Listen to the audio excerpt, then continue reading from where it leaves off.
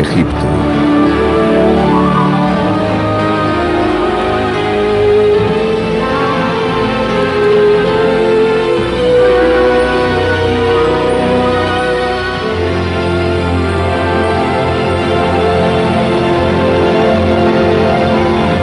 Momias, primera parte.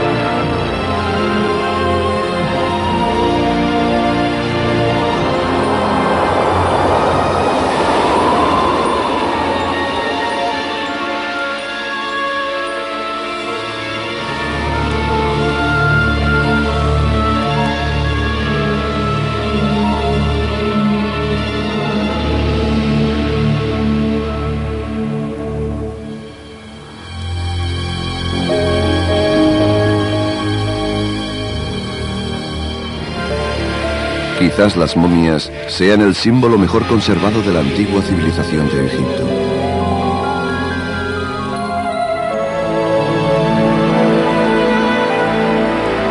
Las primeras momias se hicieron de forma natural.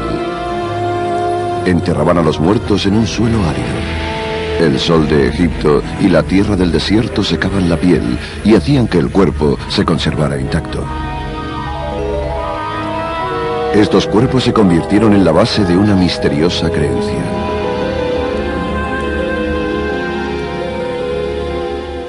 Las momias significaban un destello de luz dentro de la inmensa oscuridad de la muerte. Si el cuerpo podía conservarse intacto, quizás el espíritu también.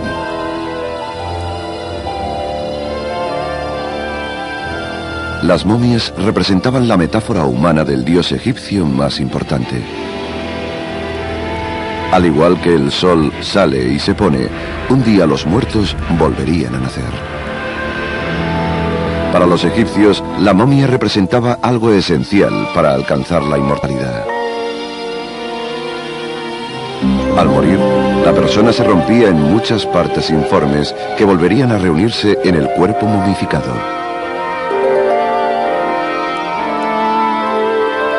Todo el mundo quería ser momificado. Por eso desarrollaron un proceso artificial que producía los mismos efectos que el medio ambiente. La momificación se convirtió en un gran negocio.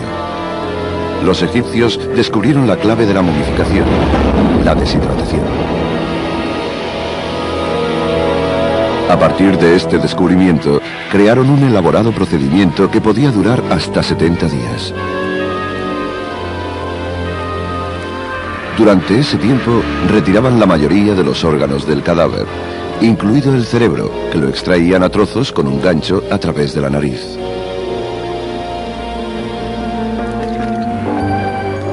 Una vez extraídos los órganos internos, se dejaba secar el cuerpo en natrón, una sustancia salina de Egipto. 35 días después, los embalsamadores volvían para acabar su trabajo, pero no acudían solos. Ataviados con extraños trajes, los sacerdotes susurraban oraciones para que el difunto pasara al mundo del más allá.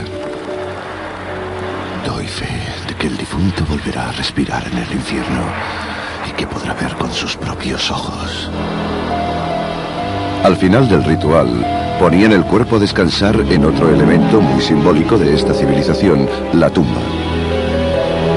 Para los egipcios representaba la eterna morada. La función de las tumbas era proteger a las momias durante toda la eternidad. Con el tiempo, la construcción de las tumbas y el proceso de momificación fueron evolucionando. La tumba representaba un túmulo mitológico a partir del cual se desarrollaba toda la creación.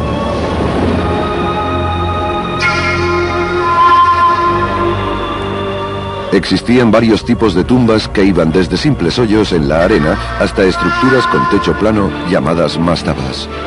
En el 2600 a.C., la mastaba desembocó en otra construcción arquitectónica. La primera pirámide que se construyó fue la pirámide escalonada de Saqqara.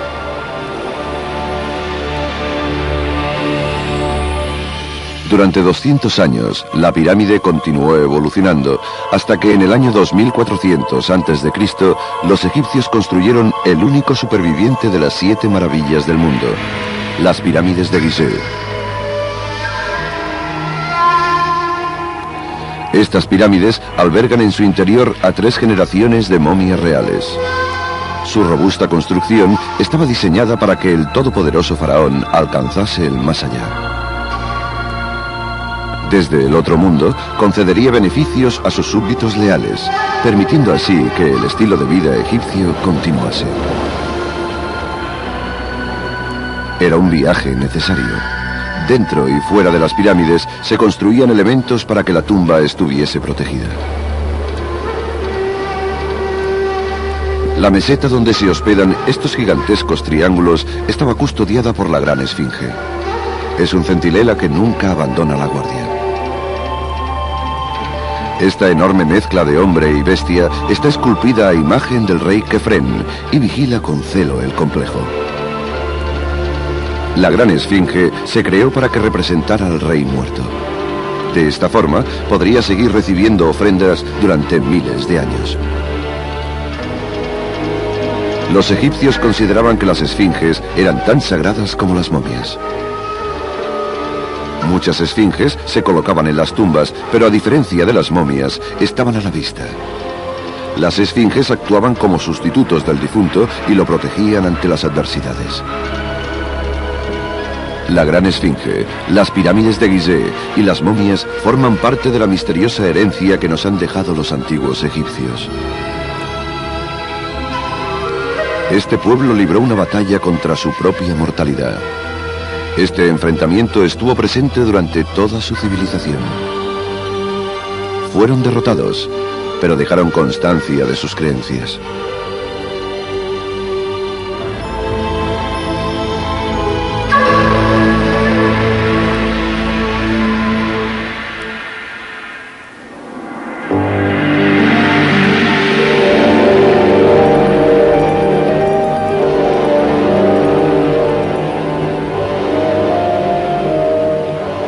Os invoco, dueños de las almas que estáis desprovistos del mal, que existís eternamente.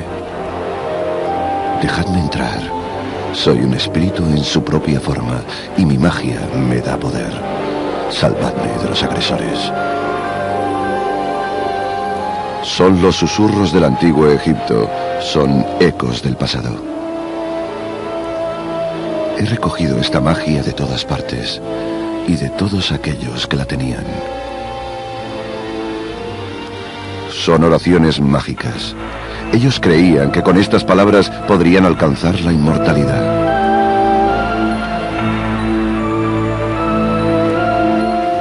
Invoco al gran Dios, Señor de la justicia. Acudo a ti, Señor. No he mentido a los hombres. No he perjudicado a nadie. No he matado. Soy puro, puro, puro, puro. Son las traducciones de las antiguas inscripciones egipcias. Son los jeroglíficos. Hieroglyph is a Greek word, sacred carving. When the Greeks came in, it was mainly the priests who were the literate class, and they looked at these things as, oh, these are the priestly writings, the sacred writings. Los griegos no se equivocaban.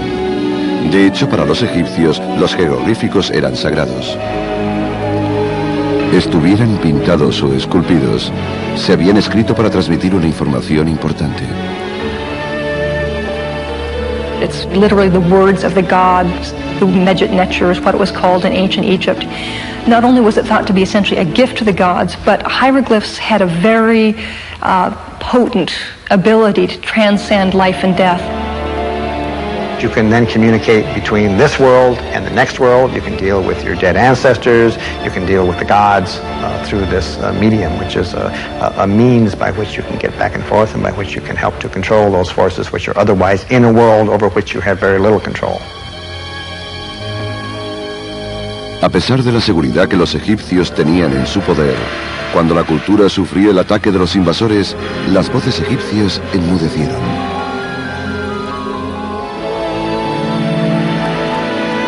En el siglo IV a.C. se esculpió el último jeroglífico aquí, en el templo de Filas. Cuando murieron todos los sacerdotes egipcios, la capacidad de leer las sagradas inscripciones desapareció.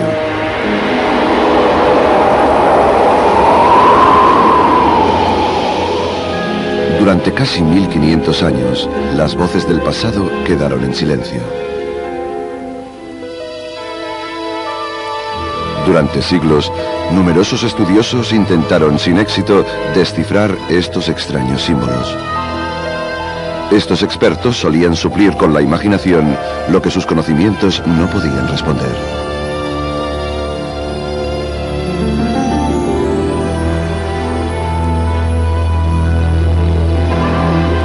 En el siglo XVII se creía que los jeroglíficos contenían los misterios del universo. Más tarde, en el siglo XVIII, cuando Napoleón Bonaparte invadió Egipto, se hicieron progresos. En 1798, Napoleón llegó a Egipto con un ejército de soldados y expertos egipcios. Los soldados tenían que luchar contra los enemigos y los expertos debían medir los monumentos, estudiar la arquitectura y copiar las inscripciones. El trabajo de los expertos pretendía entender mejor la civilización perdida. Sin embargo, el hallazgo más importante no lo protagonizó un experto. Fue un soldado quien abrió el camino para poder comprender a esta antigua civilización.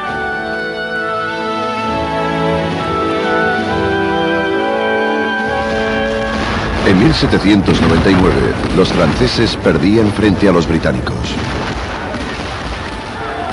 En un esfuerzo por reforzar sus defensas, los franceses reconstruyeron un fuerte árabe situado cerca del pueblo de Rosetta.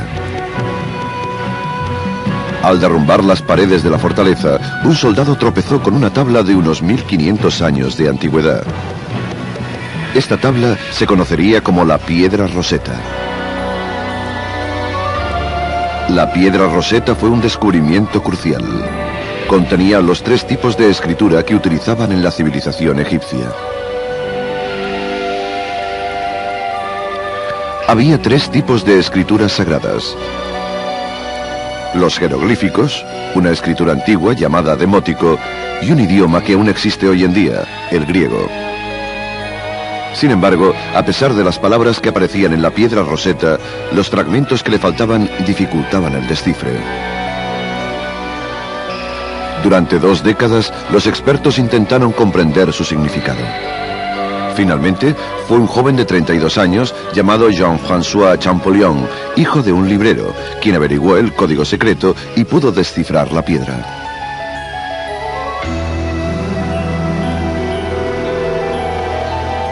La Piedra Rosetta era una carta de agradecimiento que los sacerdotes escribieron en el año 196 a.C. al faraón Ptolomeo V.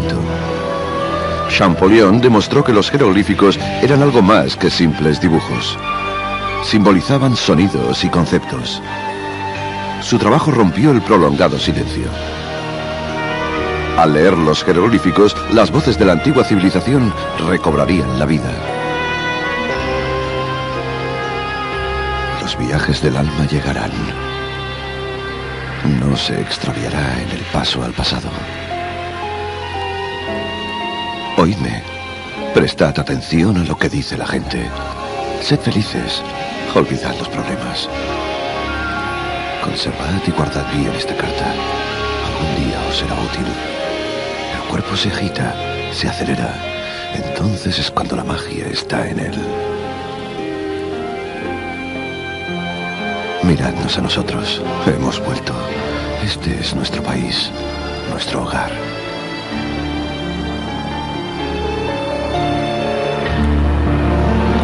There was far less guesswork.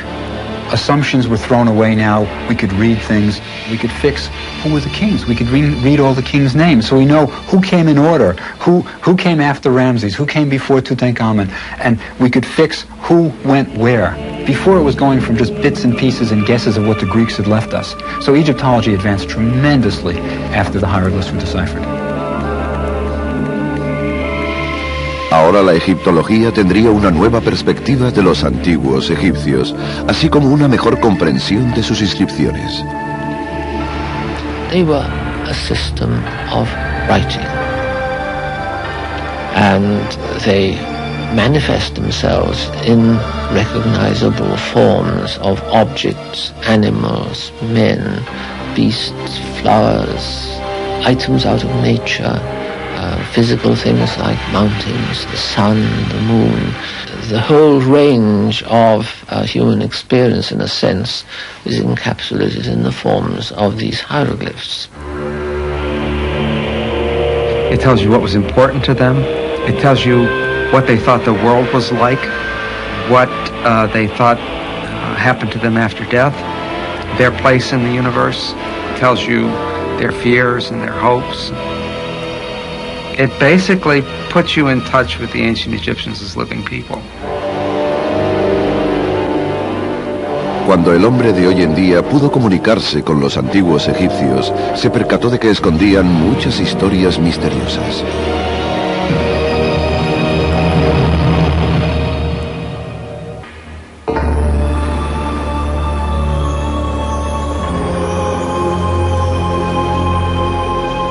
Los jeroglíficos son uno de los grandes inventos de la antigüedad. En ellos plasmaban sus miedos, esperanzas y sueños, así como los acontecimientos más importantes de su civilización. Los jeroglíficos han permitido a los expertos conocer las mentes de los antiguos egipcios. Los expertos han podido traducir los documentos, pero se han encontrado con un problema que no han podido resolver. Aunque se entiende el significado, la correcta pronunciación aún es un misterio. Los jeroglíficos no tienen vocales. Probably one of the worst systems ever invented for writing a language because of the things it doesn't show. But at the same time, hieroglyphs have a functionality and a beauty that you don't find in, let's say, alphabetic scripts. Alphabetic scripts are almost always written in one direction. Hieroglyphs you can write right to left or left to right, horizontally or vertically, so that it makes a nice visual statement as well as a statement of whatever the hieroglyphs say. Los jeroglíficos se asemejan al arte y la arquitectura antigua. Cuando algo era importante, le agrandaban el tamaño para enfatizar su significado, y los jeroglíficos no fueron una excepción. Se utilizaban en las ceremonias, se escribían en edificios importantes, en monumentos y estatuas. Sin embargo, los jeroglíficos eran el sistema más difícil de comprender. Cuando un niño aprendía a escribir, empezaba con la escritura hierática, que era más sencilla. La escritura hierática, al igual que los jeroglíficos, se creó en el año 3100 a.C. Para ellos era una forma más fácil de escribir que utilizaban para registrar los asuntos del día a día, asuntos legales, cartas y contratos.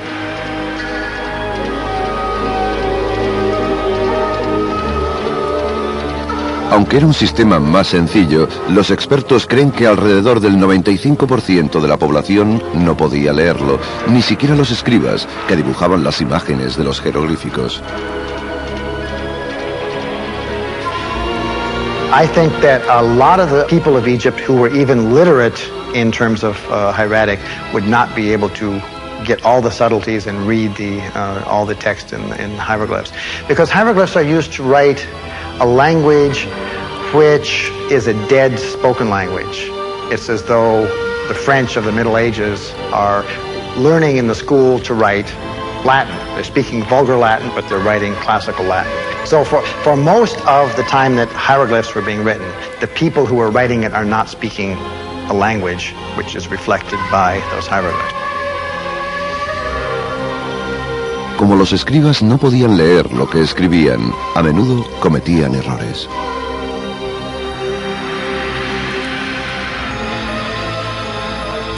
Se ha descubierto que muchos de los jeroglíficos registran errores cometidos por los escribas hace miles de años. It's not an automatic thing because it's not one sign for one sign. There's a whole writing system in hieratic and a whole writing system in hieroglyphic, and you can't just do it one for one.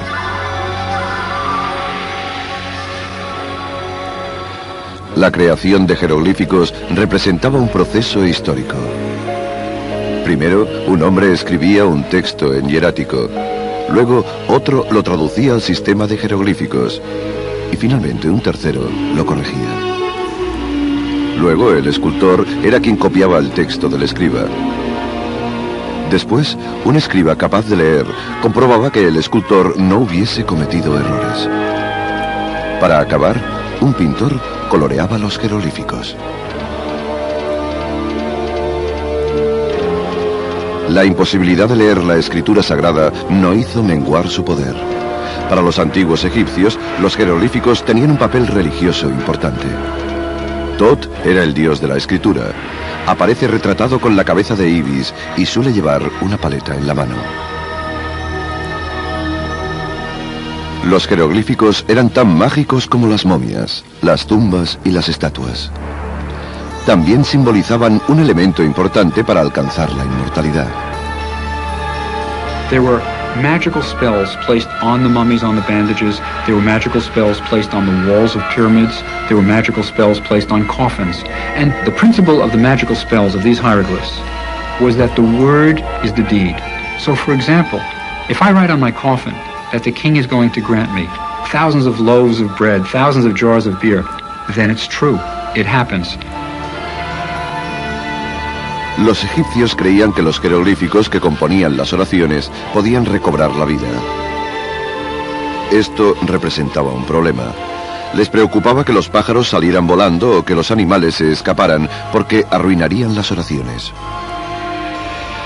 Por eso a veces dibujaban los jeroglíficos de forma incompleta. Take, for example, a picture of a horned viper, kind of a snake with little horns on its head. It's the most dangerous snake in Egypt. They say, as a matter of fact, if you get bit by a horned viper, there's only one thing to do: have a cigarette. Anyway, it was a hieroglyph representing the sound F.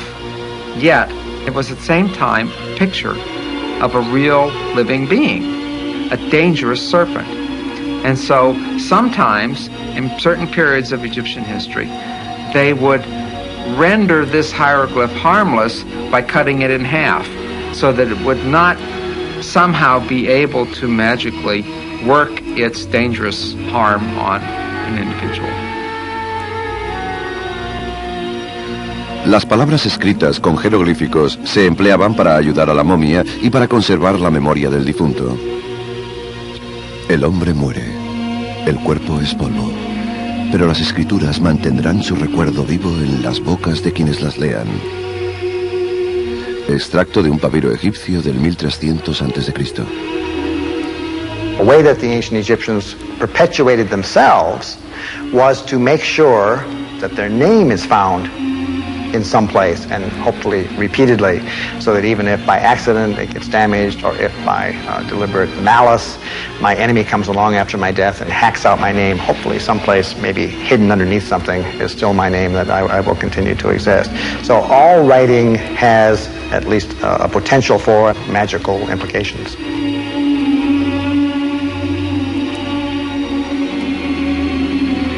Somehow that name, that combination of sounds, whether I speak it or whether I write it down on a piece of paper and give it to you, evokes an image in your mind.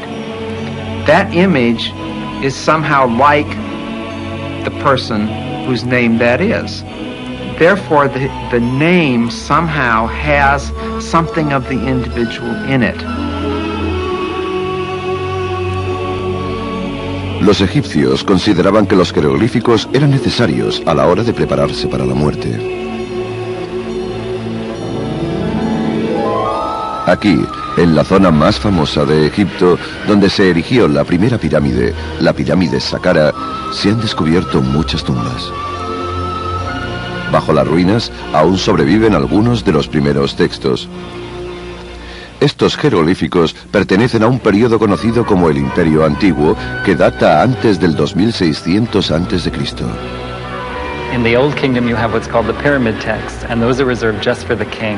And those contain all of these spells, probably from very, very ancient original sources, but these are texts meant just for the king and to guide him in the next world, in the afterlife, what he needs to say, where he needs to go, what he needs to do. El rey es él, señor de todas las formas de sabiduría. Su magnificencia ilumina el cielo, su poder brilla en el país del sol. Ahora es la hora del rey. Es eterno. Sus fronteras tocan el infinito. Tiene el poder para hacer lo que le plazca. Evita lo que le disgusta. Se preocupa de todo en el reino de los cielos a través del tiempo y el espacio.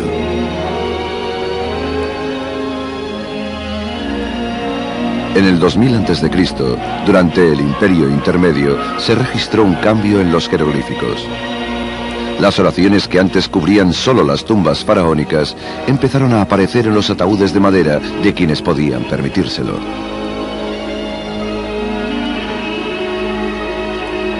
So in a sense, you can see a sequence of personalization here, from the walls of the pyramid on a large scale to the walls of the coffin on a much more human scale, to finally something that you can take along with you, a scroll of papyrus. Este papiro data del 1500 a.C. y se conoce como el Libro de los Muertos. El Libro de los Muertos, al igual que los textos de las pirámides y de los ataúdes, se creó para que los difuntos pudiesen pasar de forma segura al otro mundo. Este texto tan importante solía ser caro. A person, particularly, let's say, a middle class, upper middle class person, might spend quite a bit of money preparing for his afterlife. This is an interesting phenomenon. We know, for instance, that a roll of papyrus cost about a portion of a month's salary of a workman. Not a tremendous amount of blank papyrus, but if it was decorated with texts and scenes of the Book of the Dead, this could cost, half a year's salary. If you really believe that you're going to live forever, then you're not going to put all your money into your daily life on this earth. It's the next one that really counts. So they put their finances, their efforts into the next world rather than this one, because that was going to be a lot longer.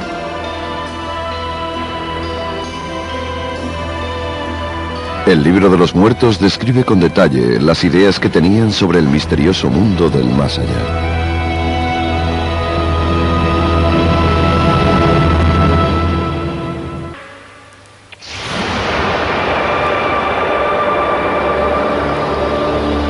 El Libro de los Muertos es una colección de casi 200 oraciones mágicas. La primera copia se remonta a mediados del siglo XV a.C., pero según los expertos, puede que las oraciones que contiene apareciesen 1000 años antes de dicha fecha. Para los egipcios, este libro representaba un arma diseñada para proteger e instruir.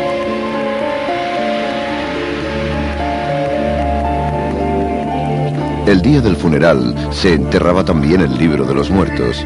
Servía para proteger a la momia en la tumba, la preparaba para el viaje final y le proporcionaba todo lo que necesitase en el otro mundo. I mean, they're there to be read by the dead. Certainly the dead person would have been, you could have seen him sitting up in his tomb, in his burial, and unrolling his Book of the Dead. I mean, no one else was going to read that Book of the Dead. El Libro de los Muertos contenía información muy valiosa. En el libro se encontraban los secretos del aterrador viaje al más allá. La inmortalidad era el objetivo fundamental de los antiguos egipcios. Alcanzarlo no iba a ser fácil. Think of it in terms of sleep. When you go to sleep, you can have bad dreams. You can have nightmares. And in a way, the ancient Egyptians imagined that the sun's journey through the next world, through the underworld during the night, and the dead person's journey parallel to that of the sun, was the worst of all possible nightmares. I once explained somewhat flippantly, but to some extent it's true, that the ancient Egyptian idea of death was like a dark flume ride, where things are coming out from the sides and confronting you, where your boat is in fact the serpent of life. And this whole flume ride, this dark journey through the underworld, was simply a reflection of the journey through Egypt itself, where you go through the different gates of the different nomes and the different districts. You see, to go from south to north, from, say, Aswan to the Mediterranean. So it was a kind of as above, so below kind of reflection. intentaron dominar sus temores con el libro de los muertos. La muerte resultaba menos aterradora si se describía, por eso continuaron desarrollando formas para iluminar la oscuridad del más allá.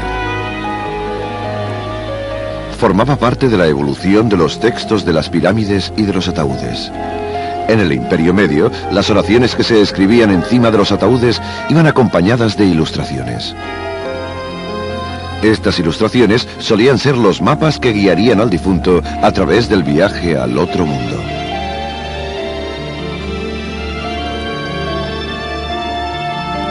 Con la llegada del Imperio Nuevo, el texto y los mapas se separaron.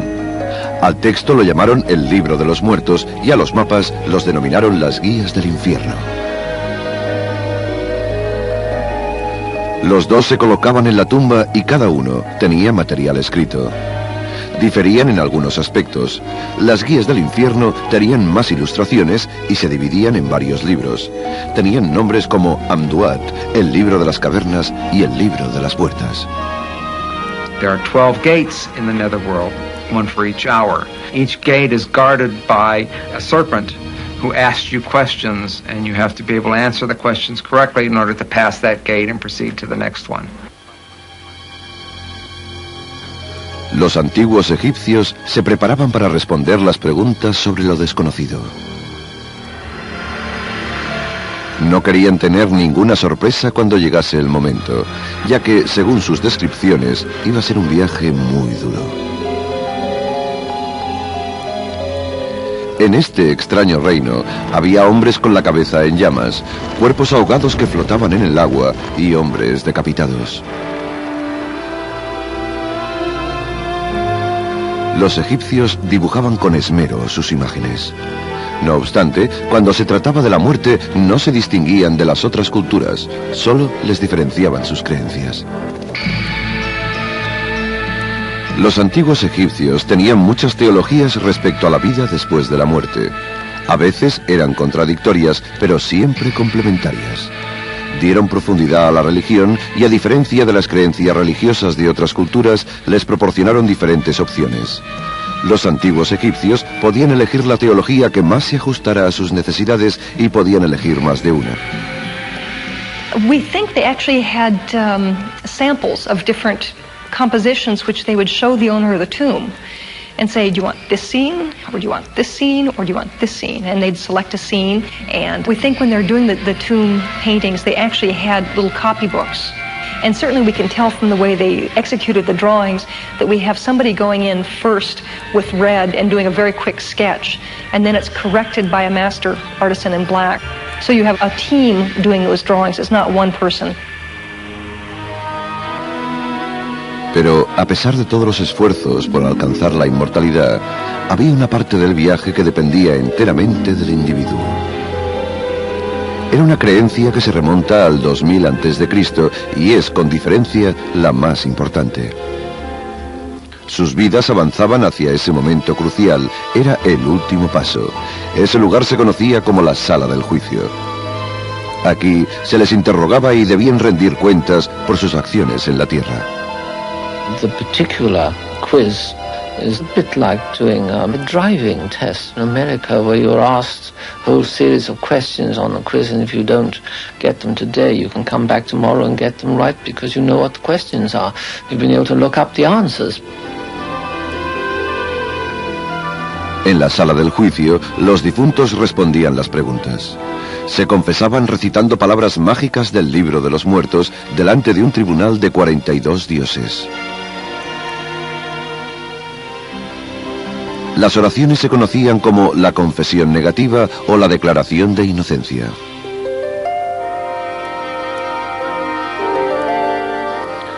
Conozco el nombre de los 42 dioses que están en la sala de justicia.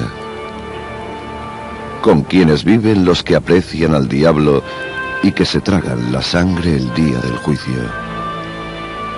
Contempladme. He venido. Os he traído la verdad.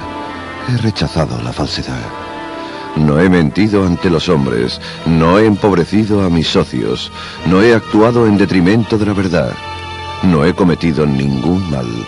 no he hecho lo que los dioses odian, no he causado dolor, no he matado.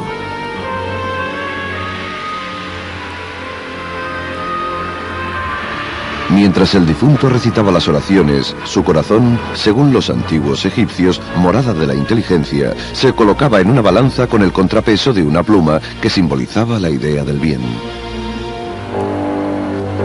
Aquí se juzgaban las acciones mundanas de la persona. De nuevo, el difunto recitaba otra oración, pero en esta ocasión no estaba dirigida al tribunal de los dioses.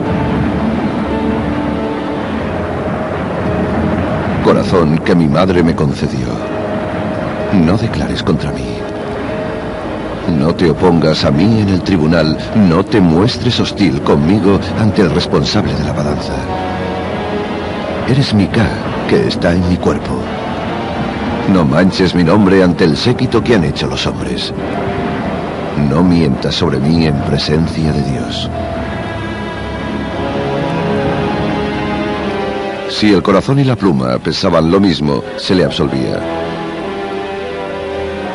Luego, Horus, dios de los vivos, lo llevaba hasta Osiris, rey de los muertos.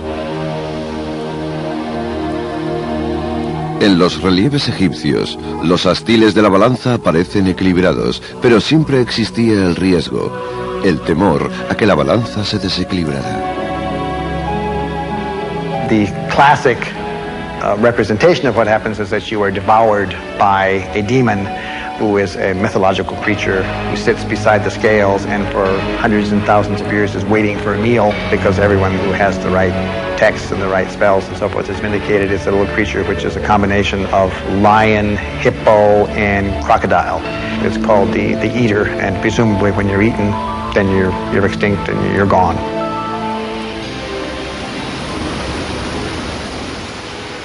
La extinción era el mayor temor de los egipcios.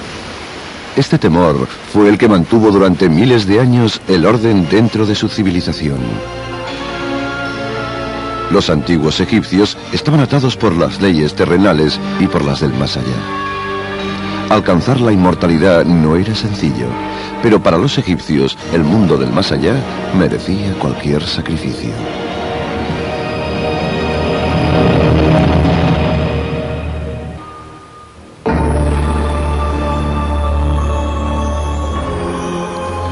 A medida que avanzaba la historia de la antigua civilización egipcia, también evolucionaban sus creencias sobre la vida después de la muerte. Durante casi 3.500 años, utilizaron los jeroglíficos para registrar el desarrollo de estas ideas. Según los expertos, la información que tenemos de los imperios antiguo y medio es bastante vaga. Pero a partir del Imperio Nuevo, en el 1500 a.C., la información es mucho más concisa. Para los antiguos egipcios, el misterioso viaje tenía un destino final. Se trataba de un Egipto idealizado, que llamaban el más allá.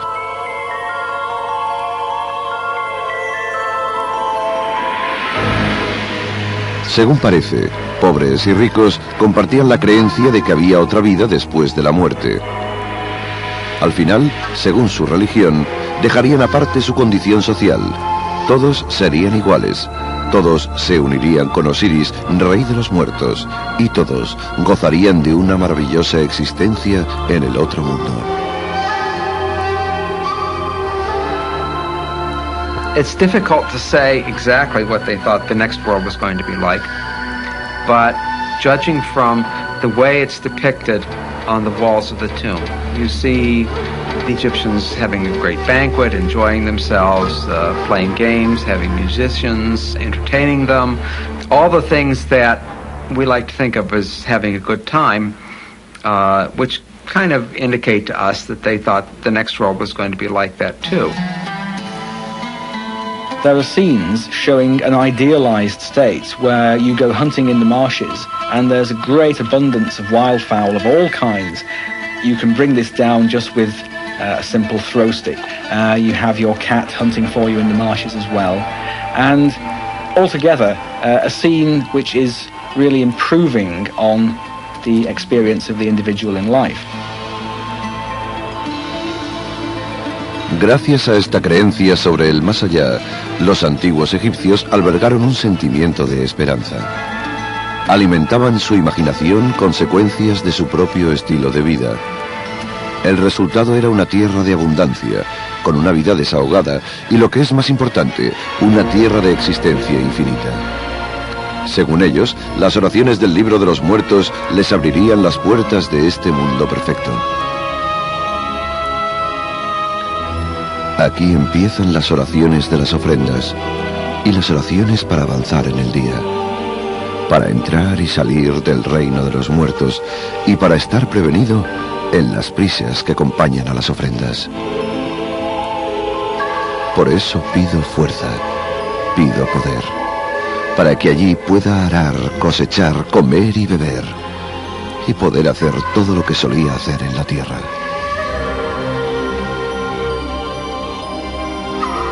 Además de las oraciones, para llamar a los dioses pintaban en las paredes de las tumbas escenas de la vida que deseaban. There are images of the dead people working in the fields, but they're not sweating, they're not dirty, they're not dressed in rags, they're dressed in their finest garments, they're having a good time, they're harvesting grain or flax that's at least twice as tall as it would ever be in the world that we know. Pensaban que Egipto era la mejor civilización del mundo y no querían abandonarla. El énfasis que ponían en los preparativos para la muerte formaba parte de sus vidas. Sin embargo, muchos han interpretado mal el significado de sus esfuerzos. Incluso hoy en día existe la idea equivocada de que los egipcios les obsesionaba la muerte, pero no es cierto. En realidad, todo lo hacían por su profundo amor a la vida.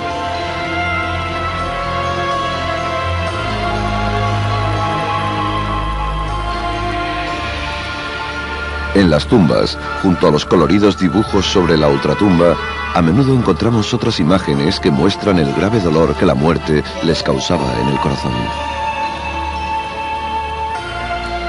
Durante el luto y el entierro de la gente importante, todas las mujeres de la casa se ponían barro en la cara y en la cabeza. Luego dejaban el cuerpo en la casa y caminaban por el pueblo golpeándose en el pecho. Los hombres, por su parte, hacían lo mismo. Heródoto, historiador griego 500 años antes de Cristo. Los antiguos egipcios tenían que vencer la tristeza de la muerte y también el miedo que les producía. A pesar de sus detalladas descripciones, el más allá era un territorio inexplorado y, como precaución, se llevaban de todo. What they're doing is trying to prepare for every possible contingency they can think of. Just think of it, for example, you're packing to go to a country that you've never been to before. You're going to take along everything that you can imagine you can possibly need. The ancient Egyptians were thinking in the same terms when they were preparing for life after death. They didn't know what the country was going to be like. So, in a sense, they packed everything that they might possibly need. In many tombs, you find a whole range of models showing the kind of things which an Egyptian nobleman would desire to have in the next life. And this would include granaries and boats, servants performing all kinds of activities for the benefit of their master. And we can imagine, I think, that these things could be available in the afterlife through the magical function of models, even if the owner hadn't possessed those things in life on Earth. Las figuras tridimensionales, las oraciones escritas con jeroglíficos, las guías del infierno y las pinturas de las tumbas prueban la importancia que los antiguos egipcios otorgaban a los preparativos para la vida después de la muerte. Pero sus esfuerzos no acabaron aquí. A través de los años, las tumbas de los reyes egipcios cobijaron los mayores tesoros del mundo, pero también sufrieron saqueos. Sin embargo, a pesar de los saqueos, muchos objetos han sobrevivido. incluidos los que se encontraron en el hallazgo más fascinante de principios del siglo XX, el descubrimiento de la tumba de Tutankamón.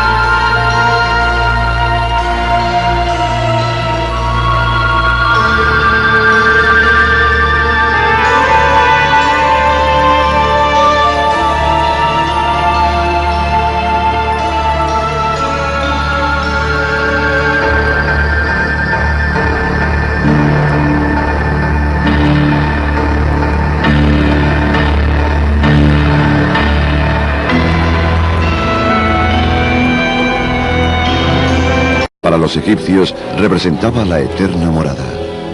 La función de las tumbas era proteger a las momias durante toda la eternidad. Con el tiempo, la construcción de las tumbas y el proceso de momificación fueron evolucionando. La tumba representaba un túmulo mitológico a partir del cual se desarrollaba toda la creación.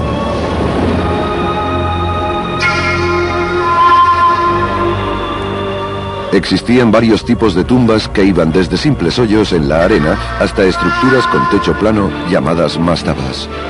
En el 2600 a.C., la mastaba desembocó en otra construcción arquitectónica. La primera pirámide que se construyó fue la pirámide escalonada de Saqqara.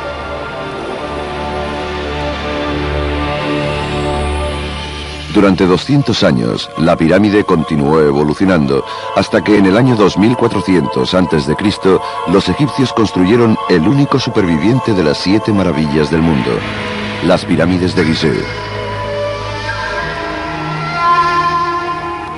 Estas pirámides albergan en su interior a 3 generaciones de momias reales. Su robusta construcción estaba diseñada para que el todopoderoso faraón alcanzase el más allá. Desde el otro mundo, concedería beneficios a sus súbditos leales,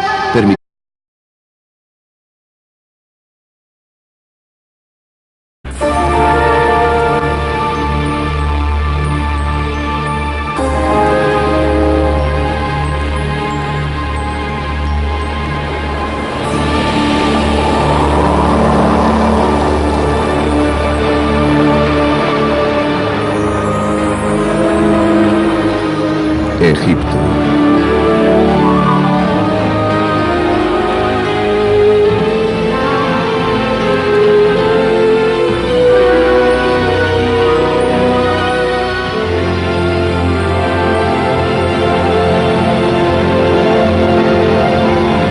Momias, primera parte.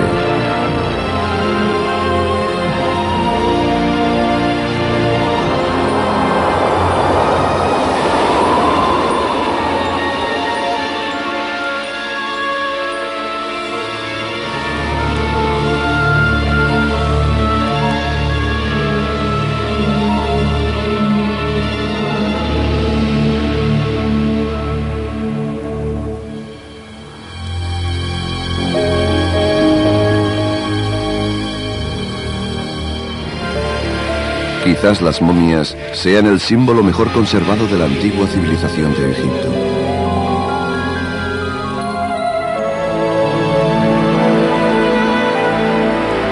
Las primeras momias se hicieron de forma natural. Enterraban a los muertos en un suelo árido. El sol de Egipto y la tierra del desierto secaban la piel y hacían que el cuerpo se conservara intacto. Estos cuerpos se convirtieron en la base de una misteriosa creencia.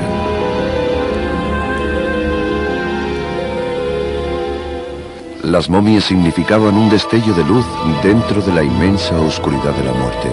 Si el cuerpo podía conservarse intacto, quizás el espíritu también.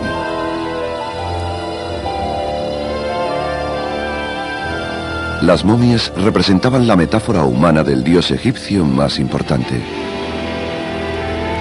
Al igual que el sol sale y se pone, un día los muertos volverían a nacer. Para los egipcios, la momia representaba algo esencial para alcanzar la inmortalidad. Al morir, la persona se rompía en muchas partes informes que volverían a reunirse en el cuerpo momificado.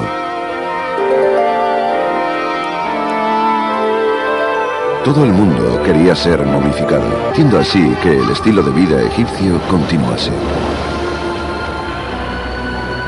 Era un viaje necesario. Dentro y fuera de las pirámides se construían elementos para que la tumba estuviese protegida. La meseta donde se hospedan estos gigantescos triángulos estaba custodiada por la gran esfinge. Es un centinela que nunca abandona la guardia. Esta enorme mezcla de hombre y bestia está esculpida a imagen del rey Kefren y vigila con celo el complejo. La gran esfinge se creó para que representara al rey muerto. De esta forma, podría seguir recibiendo ofrendas durante miles de años. Los egipcios consideraban que las esfinges eran tan sagradas como las momias. Muchas esfinges se colocaban en las tumbas, pero a diferencia de las momias, estaban a la vista. Las esfinges actuaban como sustitutos del difunto y lo protegían ante las adversidades. La gran esfinge, las pirámides de Gizeh y las momias forman parte de la misteriosa herencia que nos han dejado los antiguos egipcios. Este pueblo libró una batalla contra su propia mortalidad. Este enfrentamiento. Por eso desarrollaron un proceso artificial que producía los mismos efectos que el medio ambiente. La momificación se convirtió en un gran negocio. Los egipcios descubrieron la clave de la momificación, la deshidratación. A partir de este descubrimiento, crearon un elaborado procedimiento que podía durar hasta 70 días. Durante ese tiempo, retiraban la mayoría de los órganos del cadáver, incluido el cerebro, que lo extraían a trozos con un gancho a través de la nariz.